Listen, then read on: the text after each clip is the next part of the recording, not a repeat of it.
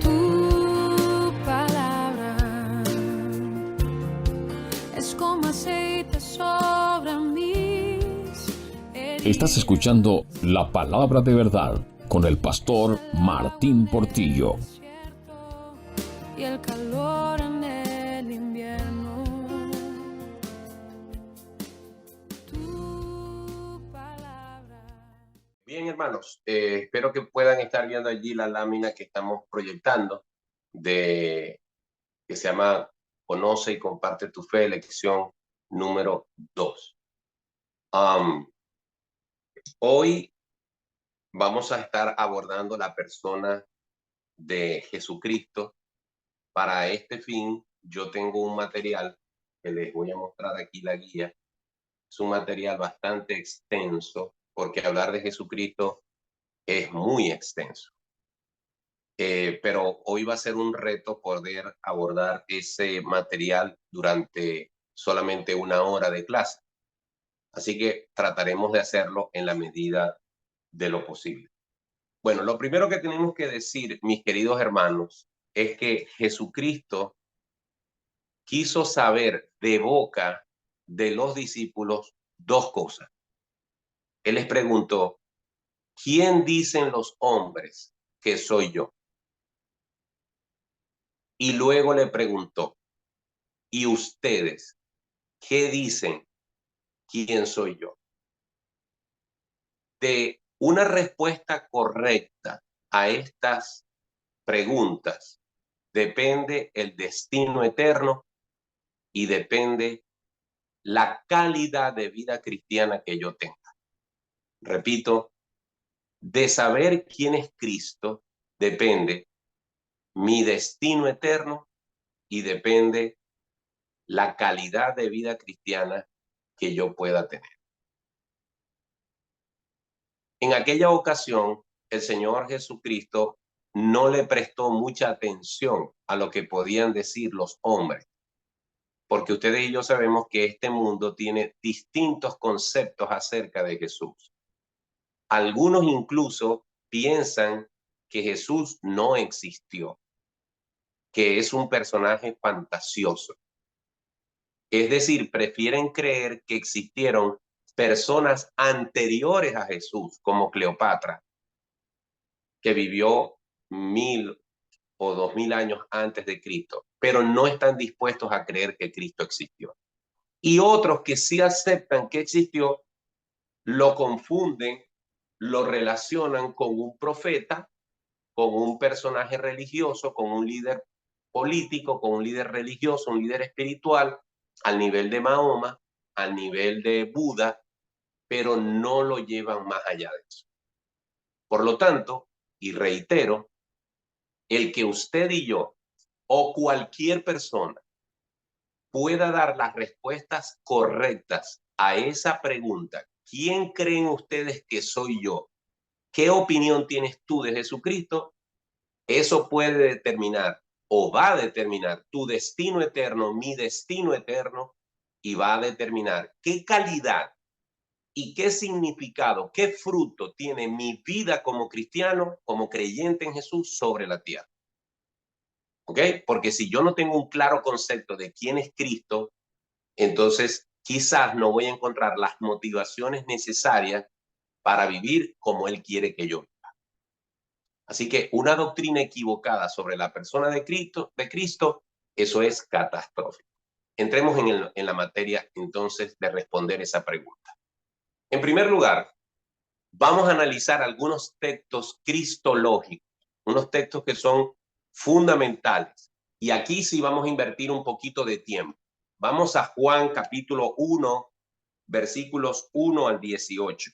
Juan capítulo 1, y me gustaría que usted lo lea allí en su Biblia. Es bueno que para estas clases tengamos la Biblia. A veces la vamos a usar más, a veces la vamos a usar menos, siempre por razón del tiempo, pero en esta ocasión vamos a leer varias citas bíblicas desde la Biblia. No las vamos a leer completas, evidentemente, pero sí es importante que leamos algunos pasajes. El Evangelio de Juan, en el capítulo 1, en el versículo 1 dice, en el principio era el verbo es Cristo, Y el verbo, es decir, Cristo, era con Dios. Y dice, y el verbo, es decir, Cristo, era Dios. Este era en el principio con Dios. Todas las cosas por él fueron hechas, y sin él nada de lo que ha sido hecho fue hecho. Aquí no se está refiriendo a la persona del Padre, aquí se está refiriendo al verbo, se está refiriendo a Jesús, se está refiriendo a Cristo. Pablo, el apóstol Juan comienza su evangelio con esta declaración porque Juan vino a aclarar una terrible herejía que ya existía para ese tiempo, y era que Jesús no era Dios. De hecho, el decir que Jesús no es Dios es quizás la herejía más antigua de la era cristiana. Y todo el capítulo 1 del libro de los Hechos, del libro de Juan, perdón, hasta el versículo 18, nos habla de Cristo como Dios y nos habla de su encarnación. Versículo 14. Y aquel verbo fue hecho carne y habitó entre nosotros y vimos su gloria, gloria como del unigénito, lleno de gracia y de verdad. Es decir, esa frase, y aquel verbo fue hecho carne, es sumamente importante. Así que Juan 1:18 nos habla de la preexistencia de Cristo, de su divinidad, es decir, Él es Dios, y de su encarnación, entre otras cosas. El siguiente texto lo conseguimos en Romanos capítulo 5, versículos 12 al 20. Romanos 5, 12 al 20 dice: por tanto, como el pecado entró en el mundo por un hombre, y por el pecado la muerte, así la muerte pasó a todos los hombres, por cuanto todos pecaron. Esto es fundamental entenderlo, hermanos. ¿Por qué? Porque Cristo precisamente viene a resolver el problema que se generó con Adán. Por eso Jesús, Cristo, es llamado el segundo Adán. Porque Adán comenzó la historia de la humanidad, y comenzando la historia de la humanidad lo echó a perder todo. Y cuando digo lo echó a perder todo, no es que hizo algo que dañó a Dios, porque Dios sabía lo que iba a pasar, sino que dañó como consecuencia a toda la humanidad, porque introdujo el pecado, introdujo la muerte, producto de su desobediencia. Cristo viene a reparar, a resolver, a restaurar, a reconciliar esa relación humana que Adán dañó, y por eso es que a Cristo se le llama el segundo Adán. Y este pasaje de Romanos nos habla de eso. Podemos agregar el versículo 17, donde dice: pues si la transgresión de uno solo reinó la muerte, mucho más reinará en vida por uno solo, Jesucristo, los que reciben la abundancia de la gracia y del don de la justicia. Romanos 5 es una exposición del apóstol Pablo explicando cómo por medio de Adán la humanidad se vio frente a la condenación, y cómo Cristo, como un segundo Adán, viene a restaurar y a cargar con el pecado de la humanidad para que ésta, por medio de él, pueda ser salva. En tercer lugar, busquemos Efesios capítulo 1, versículos 3 al 10. Hermanos, estos versículos que estoy leyendo son fundamentales en el tema que estamos tratando. Evidentemente, todo el material, que tiene 33 páginas, no lo vamos a poder ver hoy. Así que yo se los voy a enviar en PDF. Está bastante completo. Es más, en este momento voy a parar para que vean el material. Vamos a darle stop sharing. No, stop share. Al stop share. Ok, ahora dale otra vez share. Y le vas a dar ahí. Y le das share. Ok, fíjense, ahí les quiero mostrar el material que yo les voy a estar mostrando. Ahí está todo, está bien completo. Y todo el que quiera ese material, yo se lo voy a enviar. Está lleno de base bíblica, de versículos bíblicos, pero por supuesto no lo podemos abordar todo. Así que estoy abordando quizás la parte introductoria como la parte más importante, y luego a lo demás le vamos a dar un repaso simplemente mencionando para que cuando ustedes lean este material lo puedan entender mucho mejor, aunque está muy claro y muy nutrido. ¿Ok? Solamente quería mostrárselos para que sepan que todo lo que yo voy a dar está basado en ese material. Muy bien, vamos a darle stop share y comparte de nuevo la lámina. Okay. Regresamos a donde estaba. En Efesios 1, 3 al 10. Efesios 1, 3 al 10. En esta carta el apóstol Pablo dice lo siguiente: bendito sea el Dios y Padre de nuestro Señor Jesucristo, que nos bendijo con toda bendición espiritual en los lugares celestiales en Cristo, según nos escogió en él antes de la fundación del mundo, para que fuésemos santos y sin mancha delante de él. En este pasaje, hasta el versículo 10, a Cristo se nos presenta como el Redentor, el Reconciliador, el Salvador. Versículo 7 dice: en Cristo tenemos redención por su sangre, el perdón de pecados según las riquezas de su gloria. Y termina en el versículo 10 diciendo: de reunir todas las cosas en Cristo en la dispensación del cumplimiento de los tiempos, así las que están en los cielos como las que están en la tierra. Observen el término aquí: lo que está en el cielo con lo que está en la tierra. Eso nos muestra que Jesucristo es el reconciliador entre Dios y los hombres. Otros textos cristológicos sobre Cristo los conseguimos en Filipenses. En lo personal, este es uno de los pasajes bíblicos que para mí es más cristocéntrico y que nos habla de esa maravillosa persona que es Jesucristo y de su divinidad y de su humanidad. Observemos que en Filipenses 2, versículos 5 al 11, esto es una especie de himno que compuso el apóstol Pablo, o el Espíritu Santo le habló a Pablo. Dice: haya pues en vosotros este sentir que hubo también en Cristo Jesús. Y aquí es muy importante el versículo 6, el cual, siendo en forma de Dios, no estimó el ser igual a Dios como cosa a que aferrarse.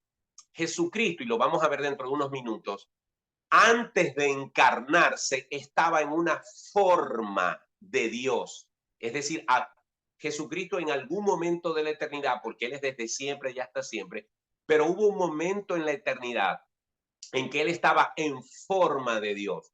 Y luego Él se encarnó y desde entonces Él asumió la forma que tiene ahora, que es una forma de un cuerpo glorificado, donde está unida la naturaleza divina y la naturaleza humana. Ahora vamos a hablar de eso un poco más. Pero lo importante del versículo 6 es que usted subraye la expresión siendo en forma de Dios. No estimó el ser igual a Dios como cosa a que aferrarse. Ahí no hay dudas. Él es, Él era, Él será igual a Dios, sino que se despojó a sí mismo, tomando forma de siervo, hecho semejante a los hombres. Aprovecho para decir algo que van a conseguir en el material, que se llama la kenosis. La kenosis. La kenosis es el acto por medio del cual Jesucristo decidió voluntariamente, soberanamente, renunciar en forma parcial, temporal, conveniente a ciertos atributos que Él tiene como Dios para hacerse humano, sin que eso signifique que Él dejó de ser Dios, sino que Él, siendo Dios, añadió humanidad a su divinidad haciéndose hombre. Cuando Él se encarnó, cuando Él vino a la tierra y se encarnó y se hizo un hombre, Él, eso se llama la kenosis, se vació desde los cielos se vació en la humanidad y añadió humanidad a su divinidad. Ahora bien, eso lo explica muy bien Filipenses capítulo 5, donde nos dice que Él es igual a Dios, que Él es soberano, que Él se humilló, que Él se sacrificó, pero muy importante, cómo termina ese pasaje en el versículo 9 al 11, por lo cual Dios también le exaltó hasta lo sumo y le dio un nombre que es sobre todo nombre, para que en el nombre de Jesús se doble toda rodilla de los que están en los cielos y en la tierra y debajo de la tierra, y toda lengua confiese que Jesucristo es el Señor. Cuando Cristo ascendió a los cielos, Él regresó de nuevo a esa gloria que Él deliberada y soberanamente había dejado para alcanzarnos a nosotros, y luego volvió a poseer su gloria que siempre había tenido. Ahora, me interesa un momento que retrocedamos un poco y vayamos a Juan capítulo 17. Juan capítulo 17. En Juan capítulo 17 vamos a ver unas palabras que le dice Jesús a su Padre Celestial la noche antes de ser entregado. Y nos va a recordar un poco eso que acabamos de leer en Filipenses 2, 9 al 11. Cuando Jesús está esa noche con sus discípulos, Él empieza a orar al Padre y me encanta lo que dice en el versículo 5 del capítulo 17 de Juan. Cuando Jesús está orando, dice: ahora pues, versículo 5, Juan 17, ahora pues, Padre, glorifícame tú al lado tuyo con aquella gloria que tuve contigo antes que el mundo fuese. Wow, a mí se me para el pelo al escuchar esa palabra de Jesús a su Padre Celestial. Señor, Padre, tú me enviaste a hacer lo que iba a hacer. Ahora estoy terminando la obra. Ahora quiero que tú me devuelvas, me regreses, me restaures a esa gloria que siempre tuve contigo a tu lado antes de que el mundo fuese. Así que no hay duda alguna que Jesús es Dios. No hay duda que Él es uno con el Padre. No hay duda que Él está sentado al lado del Padre, a su diestra, como lo vio Esteban cuando estaba siendo apedreado. Seguimos. Otro texto cristológico importante es Colosenses 1,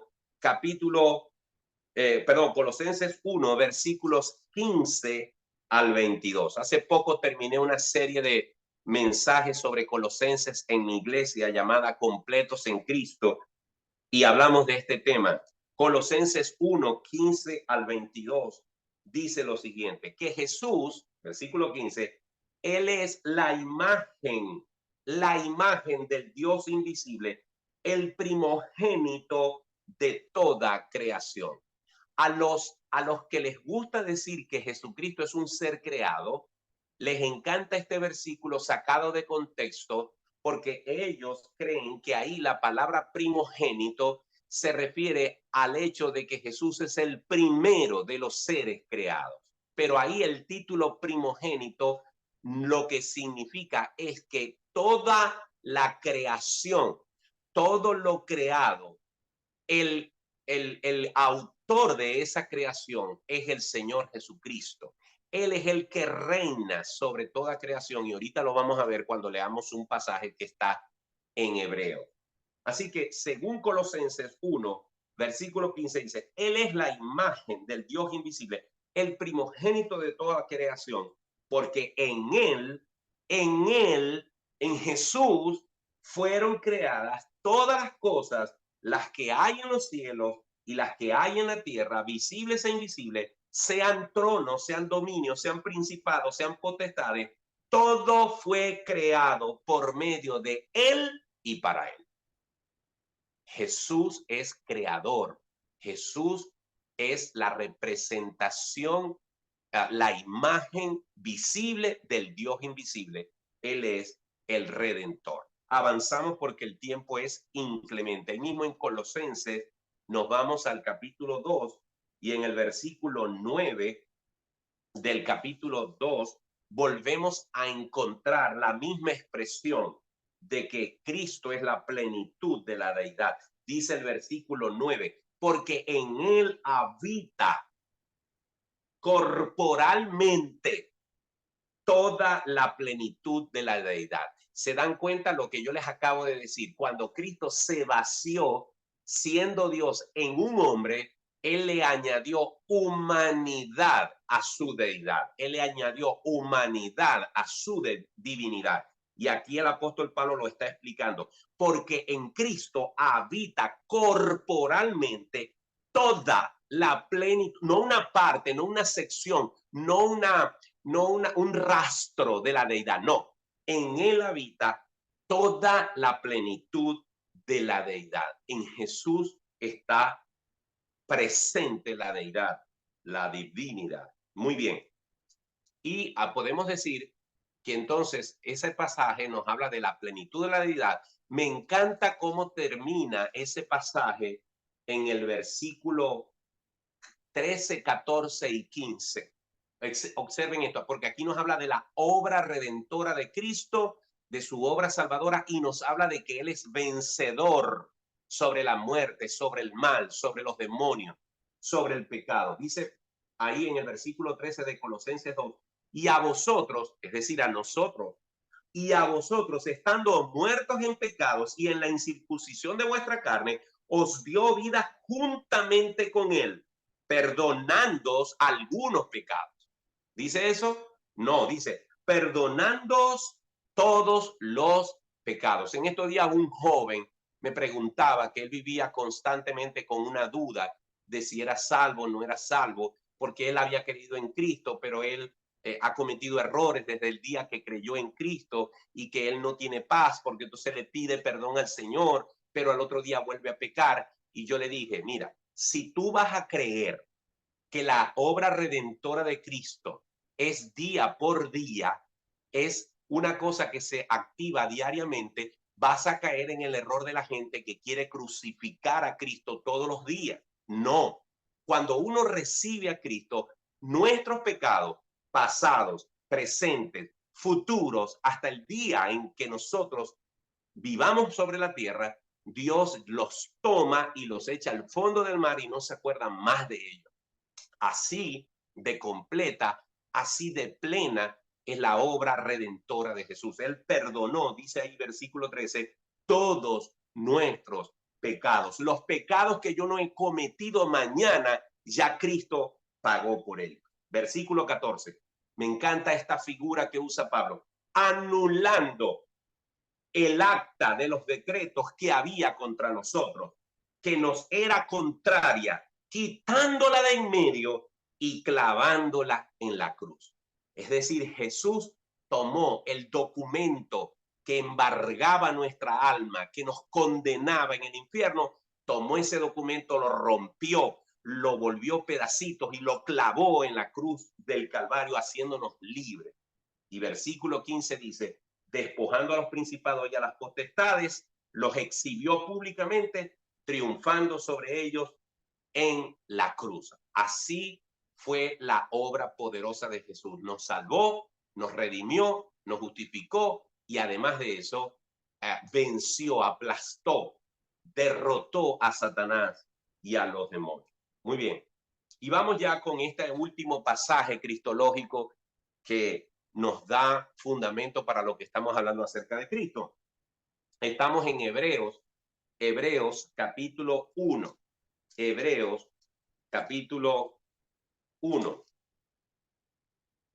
Este es otro himno que escribe el autor de Hebreos, que no se sabe quién fue con exactitud, pero sin duda escribió un himno maravilloso.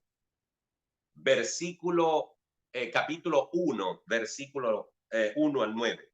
Dios, habiendo hablado muchas veces y de muchas maneras en otro tiempo a los padres por los profetas, en estos postreros días nos ha hablado por el Hijo, a quien constituyó heredero de todo y por quien asimismo hizo el universo, el cual, siendo el resplandor de su gloria y la imagen misma de su sustancia, y quien sustenta todas las cosas con la palabra de su poder, habiendo efectuado la purificación de nuestros pecados por medio de sí mismo, se sentó a la diestra de la majestad en las alturas.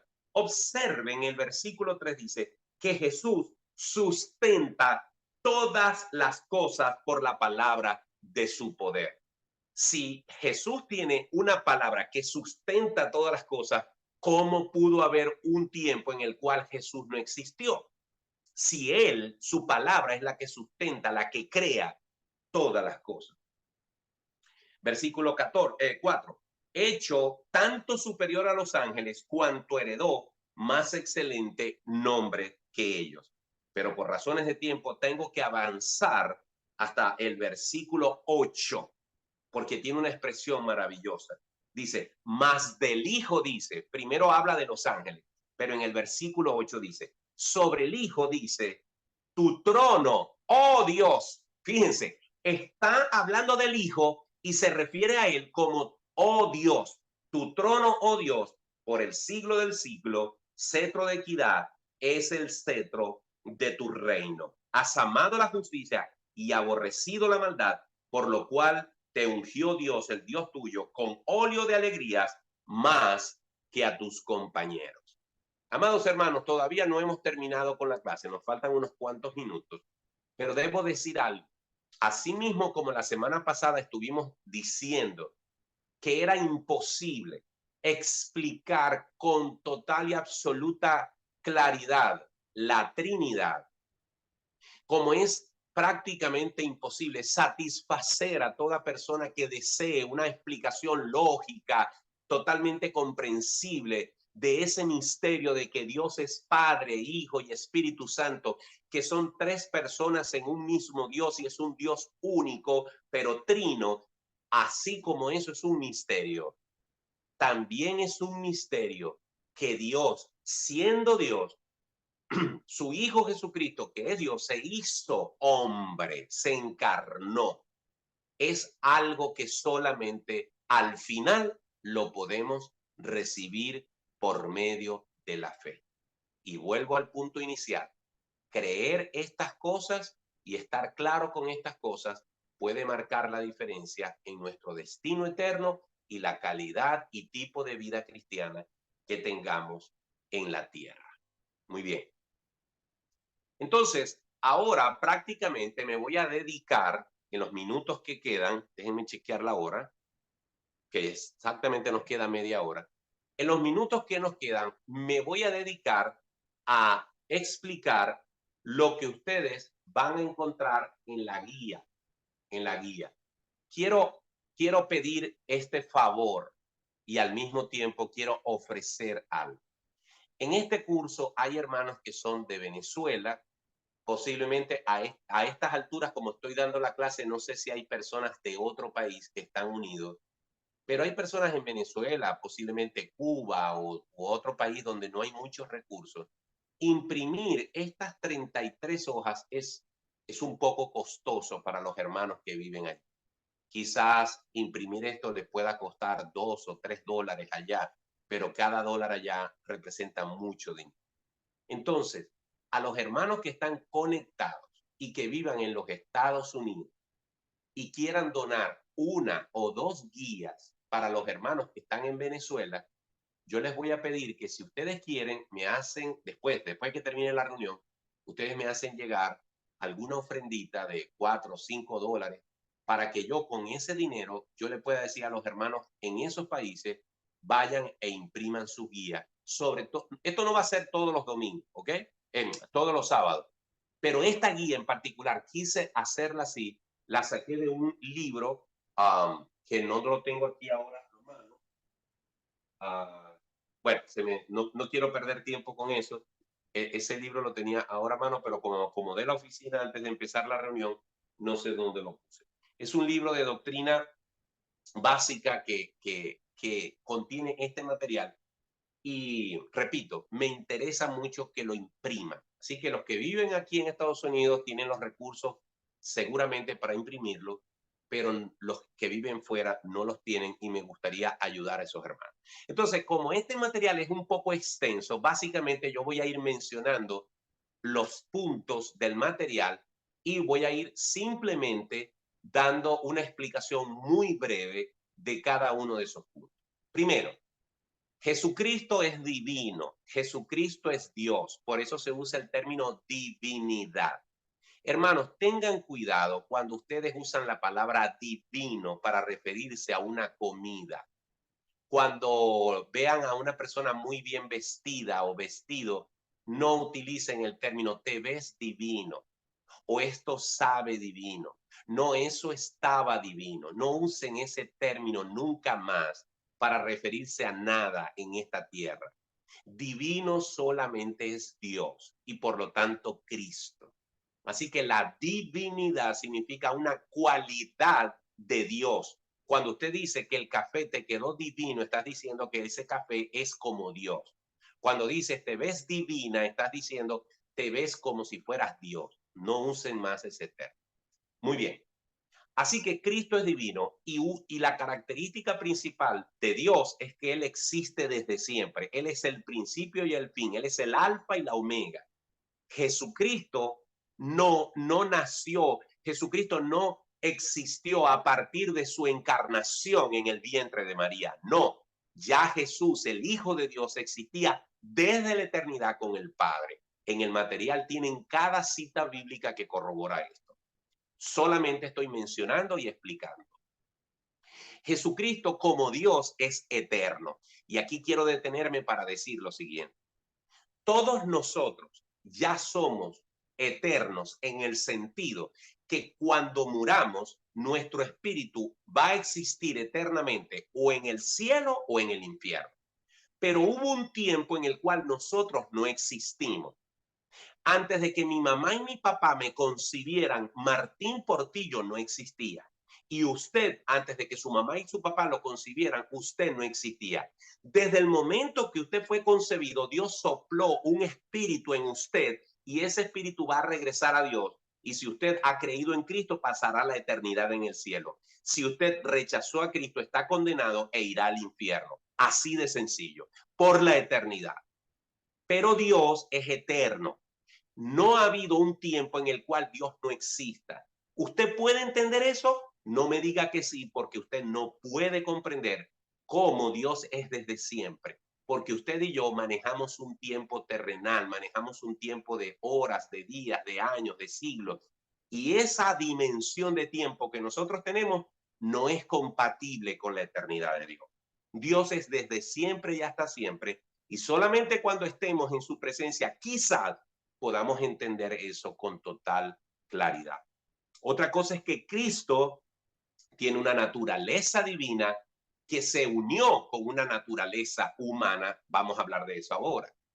Cristo tiene nombres y títulos que no los puedo mencionar por razones de tiempo, pero Él es el Mesías, Él es el Salvador, Él es Emmanuel, Él es sumo sacerdote, Él es el Hijo del Hombre, Él es el Hijo de Dios, Él es el Hijo de David. Son términos bíblicos que usted los va a conseguir en la Biblia, que en el material están explicados y que usted los va a poder leer ahí. Hay otros calificativos para Cristo. Jesucristo tiene una serie de calificativos que simplemente los quiero mencionar rápidamente aquí conforme al material. Un segundito. Por ejemplo, Jesucristo es el unigénito Hijo del Padre, Él es el primogénito de toda creación, lo acabamos de decir. Esos son algunos de los calificativos de Jesucristo. Jesucristo aparece en el Antiguo Testamento como el ángel de Jehová. En el material hay una buena explicación de eso y citas bíblicas que demuestran que Jesucristo es la prefigura del ángel de Jehová en el Antiguo Testamento. Y asimismo podemos ver que Jesucristo es el siervo sufriente que aparece en Isaías. Jesucristo es el Mesías ungido. Jesucristo es el Rey de Dios. Jesucristo es el gran pastor, etcétera, etcétera. Me interesa que usted revise en su material cuando lo reciba, que va a conseguir una columna donde se relaciona a los personajes del Antiguo Testamento con Jesucristo en el Nuevo Testamento. Por ejemplo, en el Antiguo Testamento tenemos al primer Adán. En el Nuevo Testamento, en Cristo, tenemos al segundo Adán. En el Antiguo Testamento tenemos a Melquisedec, aquel personaje que aparece a Abraham y que dice allá que no tenía origen, no tenía padre, no tenía madre. Bueno, vemos a Hebreos hablando de Jesús según el orden de Melquisedec. Vemos en el Antiguo Testamento la Pascua, lo que celebraban los judíos por la liberación de Egipto. Y vemos que en Cristo Él es nuestra Pascua. En el Antiguo Testamento conseguimos un sistema de sacrificios que Dios estableció para cubrir los pecados, pero vemos en Cristo el sacrificio eterno y total y absoluto que borra los pecados, no los cubre, los borra. Vemos en el Antiguo Testamento la cortina del tabernáculo que tapaba el lugar santísimo, ¿verdad? Donde bajaba la Shekinah de Dios. Pero en el Nuevo Testamento vemos que Cristo rompe ese velo, porque en su cuerpo, ¿verdad? Se manifestó la ira de Dios y sobre su cuerpo fueron consumidos los pecados de todos los que creamos en él. Y así sucesivamente vamos a ir viendo varios personajes en el material están, pero como digo, por razones de tiempo, no podemos mencionarlos todos. También es importante ver, por ejemplo, interesante esta parte del material, les va a gustar mucho. Hay una página o dos páginas completas de las profecías de Cristo, de las profecías del Antiguo Testamento que se cumplieron en Cristo. Su divinidad, su humanidad, su nombre, su realeza davídica, su linaje, es decir, que venía de la tribu de Judá, su nacimiento. Y con respecto al nacimiento hay muchos detalles, profecías sobre dónde iban a nacer y cómo fue, cuándo iban a nacer y cuándo fue, cómo iban a nacer y cómo fue, la huida de Egipto, la matanza de los niños por Herodes. Todas esas profecías están en el Antiguo Testamento y se cumplieron con Jesús. Y también hay profecías que se cumplieron en el ministerio de Jesús, que sería lleno del Espíritu de Dios, que sería la luz de los gentiles, que sería el Salvador, que moriría por los pecados, que sanaría a los enfermos, que sería rechazado, que sería crucificado, su muerte y su sepultura, su resurrección. Todas esas profecías del Antiguo están en el Antiguo Testamento. Aparece aquí en esta tabla cómo se cumplieron en Jesús y las citas bíblicas respectivas. Y finalmente, hay citas bíblicas que no se han cumplido, profecías que no se han cumplido y que se van a cumplir en Cristo, como por ejemplo su segunda venida, su reino eterno, pero también ya se cumplieron su ascensión y su exaltación a los cielos. Todo eso está en el material y lo van a poder ver. Ahora, eso es con respecto a la divinidad de Cristo. Ahora hablemos de su humanidad. No podemos hablar de Cristo si no decimos lo que ya dijimos al principio, que Él es Dios, pero también Él es hombre. Esta es la parte más difícil de entender. Mucha gente está dispuesta a aceptar que Jesús es Dios. Lo que les cuesta aceptar es que Él es hombre. Hermanos, cuando nosotros lleguemos a la segunda parte de este curso, que va a ser la parte de cómo evangelizar, cómo presentar esto a una persona no cristiana, es fundamental que en nuestras mentes, en nuestros corazones, estemos claros con que en Cristo Dios puso su divinidad y su humanidad. Porque de lo contrario, todo carecería de sentido.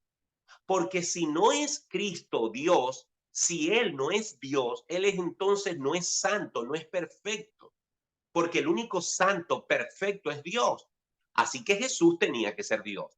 Pero si Jesús no era hombre, si Él no era 100% hombre, entonces es una burla de Dios, porque entonces sería un ser exclusivamente divino el que está muriendo por nosotros. Tiene que ser un hombre también, porque la paga del pecado es la muerte. Porque la Biblia dice que así como el pecado entró por un hombre, la salvación tenía que entrar por un hombre. Esa es la importancia de que aceptemos tan cierto como que Jesús era Dios, como que Jesús es hombre. Entonces, la humanidad de Cristo evidentemente comienza con su encarnación, ¿verdad? Para poder entender la encarnación, tenemos que entender lo que ya explicamos de la kenosis, que es cómo Cristo se basea, cómo Cristo se añade humanidad a su divinidad al momento de su encarnación. Es importante entender la concepción virginal. ¿A qué se refiere esto? Que Jesús tenía que venir de una virgen, pero esta virgen no podía, por supuesto, para ser virgen, no podía conocer varón. Es decir, la concepción de Jesús no podía tener el aporte de un varón, de un hombre. En este caso, él es hijo de María. Aquí quiero, hermanos amados, y yo sé que esto va a salir por YouTube y por eso no quiero extenderme mucho, porque esto es una opinión muy personal que no puedo ni quiero debatir aquí. Pero en la concepción virginal de Jesús tenemos que tener quizás dos posiciones. He conseguido muy poco material sobre eso. Es algo que tiene más que ver con mi opinión, cómo interpreto yo este asunto. Quiero dejar claro que Jesucristo es 100% Dios, 100% hombre. Segundo, que Jesucristo no tenía pecado, fue concebido sin pecado. Ahora bien, en nuestras mentes, lo que se interpreta según la posición tradicional es que María concibió del Espíritu Santo. Esto, aunque no está en la Biblia, esto no está en la Biblia en estos términos tan detallados. Esto trae a mi cabeza esta idea que el óvulo de María fue fecundado por el Espíritu Santo. Pero a Martín Portillo, esa idea de una mezcla de Dios con un óvulo humano, a mí no me agrada. ¿Ok? Algunos dicen, no, es que tenía que ser así porque si no Jesucristo no hubiese sido humano. Y yo les digo a esas personas, no necesariamente, porque Adán fue humano y Adán no tenía óvulo previo. Si Adán no tuvo una madre, ¿de dónde salió su humanidad? La humanidad de Adán salió de Dios, se la dio. Dios creó un humano. Así que yo, Martín Portillo, prefiere creer que la humanidad, no la divinidad, la humanidad de Cristo también es obra entera de Dios. Y María no tuvo nada que ver. Es decir, hermano Martín, que usted me está diciendo que María fue un vientre en alquiler, yo me atrevo a decir que sí. Y esto yo sé que puede causar escozor y puede causar molestia o puede causar no sé qué, de pronto me llamen hereje, pero yo no estoy diciendo otra cosa distinta a lo que dice la Biblia. Estoy ratificando que Jesús era Dios, estoy ratificando que Jesús era hombre, estoy ratificando que Jesús no tenía pecado, nunca tuvo pecado, era 100% Dios, era 100% humano, pero yo lo que estoy diciendo es que María no aportó sus 23 cromosomas, sino que la humanidad de Cristo es exclusiva y totalmente originada en Dios y que no había ningún aporte humano ahí. Mira, pero entonces, ¿cómo va a ser descendiente de David? Bueno, si vamos a las dos genealogías, a la de Mateo y a la de Lucas, María no aparece por ningún lado. Todas apuntan a José, porque dice la Biblia que según los hombres era hijo de José. Pero no quiero entrar en ese tema porque ese no es el propósito de la clase. El propósito de la clase es hablar de quién es Jesús y de que Jesús es nuestro Salvador, es nuestro Redentor, es Dios, es hombre, pero quería hacer esa aclaratoria porque me sentiría hipócrita si en este punto no dejaba saber mi posición. Ya hablamos de lo que es la kenosis, que es ese vaciamiento de Jesús en un cuerpo humano, en esa encarnación. Jesús, por lo tanto, tuvo una humanidad verdadera y la unión hipostática no es otra cosa que esa unión entre lo divino y lo humano. Cuando Cristo estuvo en la tierra, él era el resultado de una unión hipostática. Y el Jesús que está sentado en el trono celestial, el Jesús que está en los cielos con un cuerpo glorificado, ese Jesús subió al cielo con un cuerpo que no tenía antes de su encarnación, y en él se manifiesta esa unión hipostática. Ahora está el Jesús Dios con el Jesús hombre unidos hipostáticamente por la eternidad. Es un misterio que no tenemos oportunidad de estudiarlo con todo el detalle que yo quisiera, pero la unión hipostática, por si acaso llegan a escuchar eso, no es otra cosa que la unión de la deidad del Hijo con su humanidad. Jesucristo tuvo que bautizarse, no porque lo necesitase, sino porque él quería dar ejemplo. Aquí en el material aparecen varios argumentos por los cuales Jesús se bautizó. Jesús fue tentado. Este ha sido otro tema muy largo acerca de discusiones teológicas a través de los siglos. ¿Por qué? Porque al decir que Jesús es Dios, la Biblia dice que Dios no puede ser tentado por el mal. Pero al decir que Jesús es hombre, también conseguimos en Hebreos que dice que él fue tentado en todo, pero no cometió pecado.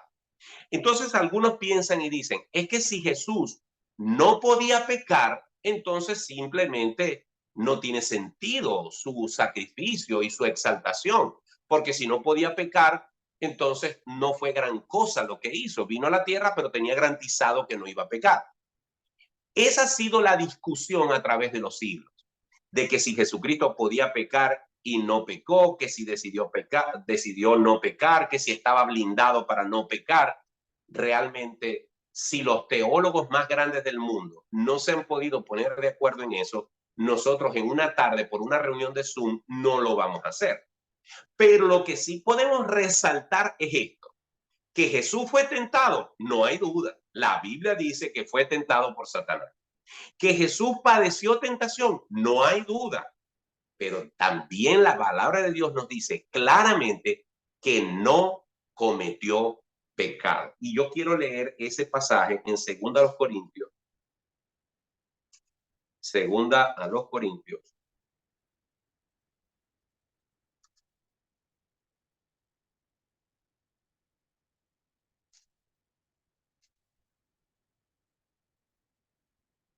Segunda a los Corintios, capítulo 21. Segunda a los Corintios 5, perdón. Segunda a los Corintios 5, versículo 21. Segunda a los Corintios 5, 21. Marquen ese versículo en su Biblia. Al que no conoció pecado, por nosotros lo hizo pecado para que nosotros fuésemos hechos justicia de Dios en él. El que no conoció pecado, por nosotros fue hecho pecado para que nosotros podamos ser justificados. En otras palabras, Jesús tomó nuestro pecado y lo cargó y nos dio su justicia. Es como un cambio de lugar. Él pasó y se hizo culpable y nos dio su inocencia, nos dio su justicia, nos dio su cualidad justa para que nosotros podamos presentarnos delante del Padre Celestial. Muy bien. Seguimos hablando de la humanidad de Cristo. Tuvo una vida sin pecado, aunque fue tentado. Tuvo un ministerio terrenal maravilloso con muchos milagros que no hicieron otra cosa que demostrar que él era Dios y que él era un ser que tenía capacidad para actuar como Dios. Caminó sobre las aguas, mandó aplacar tempestades, multiplicó la comida, devolvió la vista a los ciegos, resucitó muertos. Pero hay un pasaje donde él dice, tus pecados te son perdonados. ¿Quién es el único que puede perdonar pecados sino Dios? Pues Jesús dijo, tus pecados te son perdonados. Así que eso para mí es el mayor de los milagros que Jesús hizo. Tuvo una misión salvadora y esto es muy importante entenderlo. Si Cristo tuvo 3 años y pico sobre la tierra en su ministerio, todo eso palidece, todo eso pasa a un segundo plano, porque el objetivo principal de Jesús era ser el Salvador de todo aquel que crea en él. Así que esa fue su misión principal, y como dijo el Señor Jesús allá en la cruz del Calvario, consumado es. Eso fue lo que él vino a hacer, a morir por nosotros. Sus oficios aparecen en el material. Su muerte como sacrificio sustitutivo, ya lo acabamos de decir. Según a los Corintios 5:21, nos dice que él nos sustituyó, nos dio su justicia y él asumió nuestro pecado. Su resurrección, la humanidad de Cristo, quizás este es el punto más importante. Jesús resucitó, Jesús venció la muerte, Jesús logró levantarse de la tumba. Eso es importante. Hay una densa cantidad de pasajes sobre la resurrección en el material que les estoy diciendo, pero hermanos, como les dije, aquí lo que tenemos es que destacar lo más importante, porque tenemos prácticamente muy poco tiempo. Y por supuesto, Jesús, después de resucitar, ascendió a los cielos.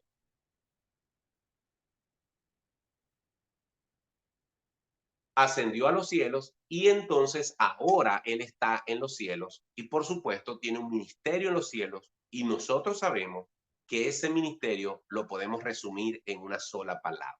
Él es el mediador, él es el intercesor, él es el sumo sacerdote, él es el que nos conecta con Dios Padre.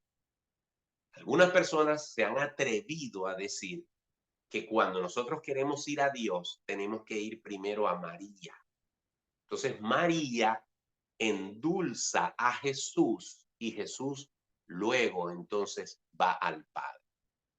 Y la Biblia dice, porque no hay otro mediador entre Dios y los hombres, sino Jesucristo. Cuando estemos evangelizando, la idea de explicarle a la persona que entienda que entre él y Dios solamente existe un mediador es vital. Una persona que no entiende eso no puede entender el evangelio. Y a veces el problema de mucha gente es que dice, sí, yo creo en Dios, sí, yo creo en Cristo, sí, yo creo en la Biblia, pero cuando le dices, pero tú ¿a quién le oras? ¿A quién le rezas? ¿A quién le pides? Entonces te vas a dar cuenta que esa persona, además de Jesús, tiene otra serie de personas a quienes él o ella tiene puesta su confianza. Y Jesucristo vino para que nosotros tengamos confianza plena, absoluta, única, exclusiva en él como mediador entre Dios y los hombres. Y por supuesto, Jesucristo tiene un ministerio para los creyentes, porque ahí en el material van a conseguir la cantidad de cosas que Cristo hace por nosotros mientras que vivimos cada día. Él ministra nuestra vida de diversas maneras en nuestra vida cristiana. Y finalmente, Jesucristo tiene un ministerio futuro, un ministerio que todavía no se ha activado. Va a activarse con su regreso para arrebatar a la iglesia. Pueden leer primero a los Tesalonicenses, capítulo 4, verso 13 al 18. Jesucristo va a resucitar a los creyentes que han muerto. Quiero dejar algo muy claro. Esos creyentes muertos no están durmiendo en la tumba. No, ahí están sus cuerpos. Los espíritus de los creyentes están en la presencia del Padre Celestial. El apóstol Pablo no está durmiendo en la tumba, porque si él hubiese creído que iba a dormir en la tumba, no hubiera dicho estar con Cristo, lo cual es muchísimo mejor. El apóstol Pablo quería morirse o estaba dispuesto a morirse, no le importaba morirse, porque él creía que su muerte era lo único que le permitiría estar en la presencia de Jesús, no irse a dormir en una tumba. Cuando Cristo venga, traerá con él, dice la Biblia en Tesalonicenses, traerá con él a los que murieron en él, a los que durmieron en él. Así que cuando Cristo venga a arrebatar a su iglesia, y los muertos en Cristo resuciten primero, sus espíritus se van a reunir con su cuerpo y van a resucitar. Los que estemos vivos, si es que yo estoy vivo, o no sé si usted estará vivo, los que estemos vivos, Pablo creía que iba a estar vivo, porque él dice, mas los que hayamos quedado. Cuando Pablo escribió eso, asumía que iba a estar vivo, pero no lo está. Así que los que estemos vivos no vamos a experimentar la muerte, pero seremos transformados, dice la Biblia, en un abrir y un cerrar de ojos. Además de eso, Jesucristo estará presente cuando la ira de Dios se derrame en medio de la gran tribulación. Él va a realizar su boda con la iglesia en el cielo. Aleluya. Conducirá el juicio de las obras de los creyentes en el tribunal de Cristo. Déjenme decirles algo aquí. Van a haber dos juicios. El tribunal de Cristo para los creyentes, no para condenación, sino para juzgar nuestras obras en la tierra, no porque éramos salvos por las obras, pero sí porque el Señor dejó para cada creyente una tarea que realizar. Y en ese juicio, aunque yo no tengo detalle de eso, la Biblia dice claramente que algunos recibirán coronas y otros no. Así que Jesucristo va a conducir ese juicio de las obras de los creyentes que fueron salvos por gracia, pero que en su lapso de vida en la tierra debieron haber hecho obras que el Señor preparó de antemano para que anduviésemos en ella. Y por último, Jesucristo regresará en su segunda venida visible. Cuando dice la Biblia, todo ojo le verá. Vamos a estar claros. Algunos tienen distintas posturas sobre esto de la segunda venida de Cristo. Algunos dicen que el rapto de la iglesia es un absurdo y predican mucho sobre eso, en contra del rapto. Otros dicen que sí hay un rapto, otros dicen que los 1000 años son literales, otros dicen que los 1000 años son simbólicos. Yo no me complico con eso. Yo sé que Cristo viene y me he preparado y me preparo para eso. ¿Cuándo viene? ¿A qué hora? ¿Qué día? ¿En qué mes? No me importa. Y no me importa en el sentido de que no vivo buscando y leyendo libros y preguntando, mira, ¿qué tal? ¿Qué cuándo será? ¿Qué esto? Ve, aquí aparece. ¿Será? No, yo estoy seguro que Cristo viene, predico que Cristo viene, pero no me preocupo por saber la hora ni el día, porque nadie, ni los ángeles del cielo, lo saben. Así que Jesucristo va a venir, va a derrotar a sus enemigos en Armagedón, sujetará todas las cosas a él y las entregará al Padre, reinará en Jerusalén en el trono de David por 1000 años, lanzará a Satanás al fuego, al lago de fuego que arde con fuego y azufre, y a todos aquellos que decidieron seguir a Satanás, conducirá al gran juicio del trono blanco, donde allí a cada persona que ha existido se le va a leer la cartilla y se le va a explicar, si no creyó en Cristo, si no fue salvo, por qué va a ser condenado, ¿verdad? Y por último, Jesucristo reinará eternamente como Rey de Reyes y Señor de Señores. Hermanos, así a grosso modo, a vuelo de pájaro, exactamente en una hora, pudimos cubrir este tema sobre la persona de Jesús. Si usted quiere hacer preguntas en este momento, yo estoy dispuesto a escucharlas. Recuérdeme para enviarle el material en PDF para ver cómo usted lo puede imprimir. Pastor, ¿cuál es la diferencia de Jesucristo y Cristo? No, Jesucristo y Cristo, Jesús es la combinación, o sea, Jesucristo es la combinación de Jesús, que es el Salvador, y Cristo, que es el ungido Mesías. Es la combinación de dos nombres. ¿Ok? De Jesús, Cristo. Entonces, cuando tú dices Jesús, por cierto, por allá hay un video de una muchacha, yo sé que ella lo hizo con buena intención, pero hay un video de una muchacha que le dice a Alexa, este dispositivo de internet que te dice cualquier cosa que tú preguntes. Ella dice, Alexa, ¿quién es Jesús? Y se escucha a Alexa que dice, hay muchas opiniones acerca de eso, dice Alexa, ¿no? Entonces la muchacha se queda así como asombrada y vuelve a decir, Alexa, ¿quién es Mahoma? Según Tata, Mahoma fue, y entonces empieza a decir quién es Mahoma. Fulanita, Alexa, ¿quién es Buda? Y también te dice quién es Buda. Vuelve a decir, ¿quién es Jesús? Y Alexa dice, hay muchas opiniones sobre eso. Entonces la muchacha da a entender que cuando se trata de Jesús, la red social o el internet no te quiere decir quién es Jesús. Eso es verdad y es mentira, porque yo hice la prueba aquí en mi casa y dije, Alexa, ¿quién es Jesucristo? Y me dio toda la información quién es Jesucristo. Bueno, Jesucristo según los cristianos es este. Entonces lo que quiero decir es que si yo digo Jesús, Jesús lamentablemente se ha convertido en un nombre muy genérico, pero Jesús simplemente quiere decir Salvador. ¿Ok? Y Cristo es el ungido, el Mesías. Jesús, Cristo es el Salvador, el Mesías Salvador, como tú lo quieras conmigo. Esa es la diferencia. ¿Alguna otra pregunta? ¿Alguna otra comentario? ¿Puedo hacer una sugerencia, pastor? Claro. Pastor, no sé, yo quiero es que, bueno, digo yo, ¿no? O sea, que se estudie poquito a poco, que no le dé tan rápido. Ok, déjenme explicar, sí, de verdad que esto es demasiado material para una sola clase.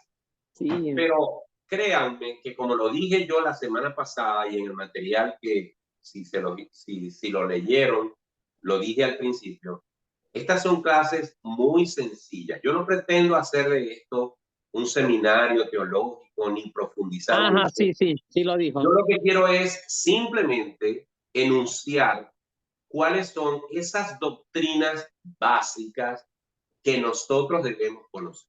Es decir, yo no puedo salir a evangelizar si no tengo claro en mi mente y en mi corazón quién es Dios y que Dios es Padre, Hijo y Espíritu Santo. Yo no puedo hablar con propiedad, con autoridad ante una persona de Jesucristo si yo no tengo claro en mi mente que Cristo es Dios y es hombre y que en él fue cargado el pecado y fue válido su sacrificio porque siendo hombre pudo pagar por mí, pero siendo Dios no tenía pecado y vivió una vida sin pecado. ¿Me explico? Y yo creo que eso en esta clase quedó claro. Y de hecho la clase se está grabando con el fin de que ustedes la puedan repasar. Pero además de eso, el material que les prometí o que les prometo, que es esta guía que está aquí, de verdad que ahí van a gozarse los que les gusta estudiar. Porque está llena de versículos bíblicos por cada cosa que se dice. Es decir, no son párrafos y párrafos de una opinión personal, no. Son ideas y los versículos bíblicos. Ideas y los versículos bíblicos. Está llena de eso. Así que, de verdad, que lo que quiero es que ustedes también estudien. Ajá, sí. ¿Ok? Y a medida que avancemos, cuando lleguemos a la parte de compartir la fe, entonces ya habremos sentado las bases de esas doctrinas fundamentales para que entonces podamos hablar acerca de eso a otras personas. Bueno, gracias, pastor. No, gracias por tu sugerencia. Bueno, entonces, nada, los que me pidan, si usted me ha pedido algún material de esta clase o de otras que yo he compartido con usted, como la oración y otras más, y no se lo he enviado, recuérdenmelo, porque son tantas cosas y tantos mensajes pidiéndome el material que no sé a quién se lo he enviado o no. Así que déjenme saber si hay algún material pendiente y me lo envía por un mensaje de texto o de WhatsApp. Bueno, en vista de que no hay más preguntas ni comentarios, que el Señor les bendiga. Esta clase quedó grabada, la voy a editar y la voy a subir a YouTube para que ustedes la puedan compartir con otros. La guía la va a enviar hoy, pastor. Si me la pide, te la envío de una vez. Sí, yo la quiero de una vez. Ajá. No, pero me la pide. ¡Ay, Dios! Sí. Porque yo me pongo a revisar el WhatsApp y el que me pidió, yo se la envío. El que no me la pidió, no se la envío porque no quiero pasársela a todo el mundo en forma genérica, porque Dale, siento pues. que no todo el mundo está interesado. Entonces quiero, a los que estén interesados, yo se las envío. ¿Ok? Bueno, chao. Tu palabra es la voz que me habla en la mañana. Y esto fue La Palabra de Verdad con el pastor Martín Portillo.